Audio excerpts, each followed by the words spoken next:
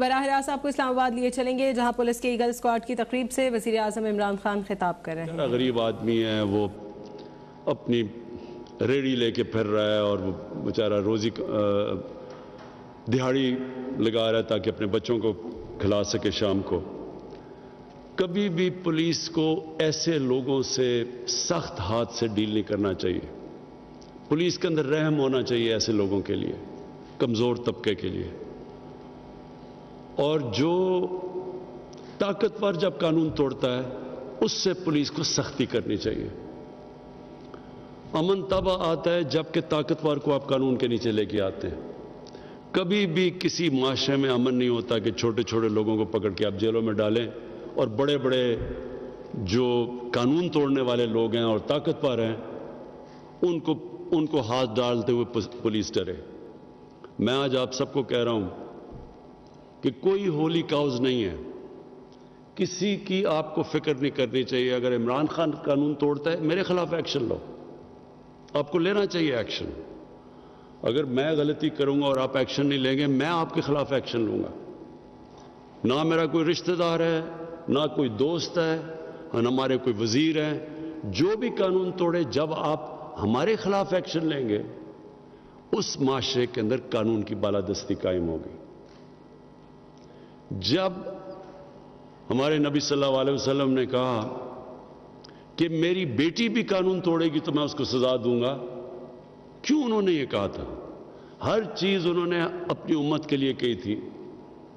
انہوں نے جب یہ کہا کہ تمہارے سے پہلے بڑی قومیں تباہ ہوئی جدھر ایک قانون طاقتور اور دوسرا کمزور کے لیے تھا، انہوں نے یہ تب کہا تھا کہ انہوں نے مدینہ کی ریاست میں بنیاد رکھی تھی قانون کی بالادستی کی، قانون کی حکمرانی، طاقت کی حکمرانی نہیں۔ جنگل کے اندر طاقت کی حکمرانی ہوتی ہے، مائٹ از رائٹ۔ انسانی معاشرہ تو ہوتا ہی انسانی معاشرہ تب ہے جس کے اندر قانون کی حکمرانی ہوتی ہے، اور قانون کی حکمرانی تب ہوتی ہے جب سب قانون کے نیچے ہوتے ہیں۔ تو میں یہ صرف آپ کو یہ اس لیے کہہ رہا ہوں کہ ہمارے ملک کی بدقسمتی ہے اگر آج ہم آگے نہیں بڑھ سکے، اگر ہم جو ایک آج سے 50 سال سب سے تیزی سے یہ پاکستان آگے جا رہا تھا، شیخ رشید کو بھی یاد ہوگا، مجھے بھی یاد ہے کہ پاکستانیوں کی دنیا میں عزت تھی۔ ہمارا پریزیڈنٹ جب امریکہ گیا تو امریکن پریزیڈنٹ ایئرپورٹ اس کو لینے آیا، برطانیہ گیا تو کوئین نے اس کو ریسیپشن دی، یعنی اس طرح کی عزت تھی۔ تو اگر آج ہم وہاں نہیں پہنچے اس کی وجہ یہ ایک ہے کہ طاقتور کے لیے قانون اور کمزور کے لیے دوسرا، جو ہمارے نبی صلی اللہ علیہ وسلم نے کہا تھا کہ بڑی قومیں تباہ ہوئی، ہماری یہ جو ہم پیچھے رہ گئے اس کا بہت بڑا وجہ یہ تھی۔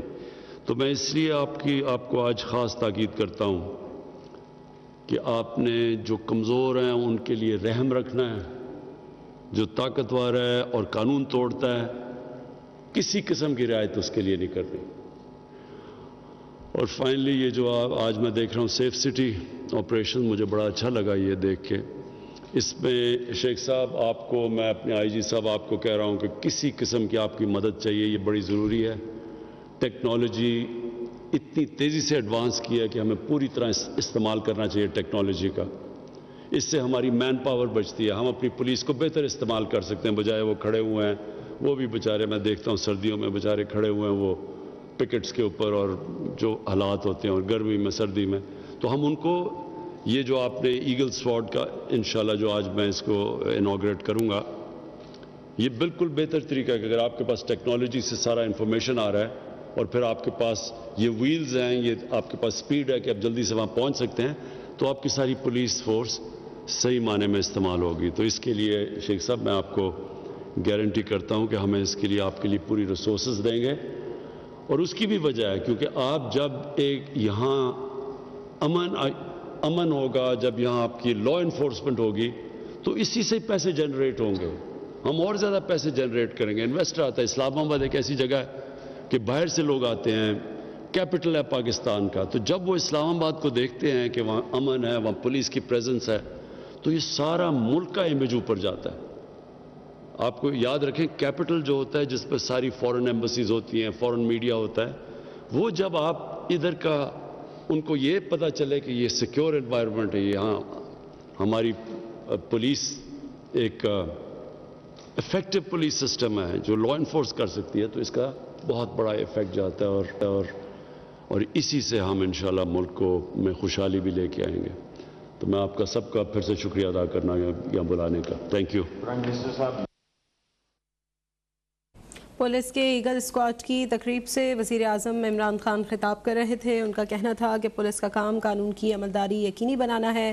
جن ملکوں میں پولیس مستعدی اور ایمانداری سے کام کرتی ہے وہاں خوشحالی آتی ہے. وزیر اعظم کا کہنا تھا معاشرے میں ناانصافی ہو وہ تباہ ہو جاتا ہے.